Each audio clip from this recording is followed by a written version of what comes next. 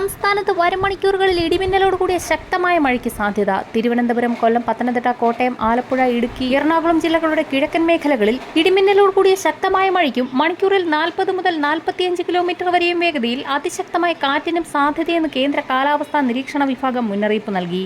വടക്കൻ കേരളം, തെക്കൻ കർണാടകയുടെ തീരദേശം, ഉൾനാടൻ കർണാടക, തമിഴ്നാടിന്റെ കിഴക്കൻ തീരദേശം, തെക്കൻ തമിഴ്നാട് എന്നിവിടങ്ങളിലും മഴ ലഭിക്കും. ന്യൂനമർദ്ദപാത്തി ശക്തി പ്രാപിച്ച സാഹചര്യത്തിലാണ് സംസ്ഥാനത്ത് വീണ്ടും മഴയ്ക്ക് അനുകൂലമായ അന്തരീക്ഷ സ്ഥിതി ഒരുങ്ങുന്നത്.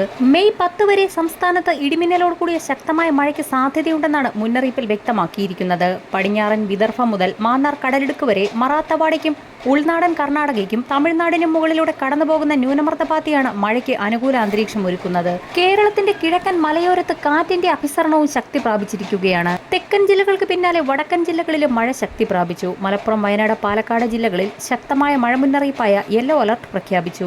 കേരളത്തിൽ നാളെ വയനാട്, കണ്ണൂർ എന്നീ ജില്ലകളിലും ബുധനാഴ്ച വയനാട്, മലപ്പുറം ജില്ലകളിലും യെല്ലോ അലർട്ട് പ്രഖ്യാപിച്ചു.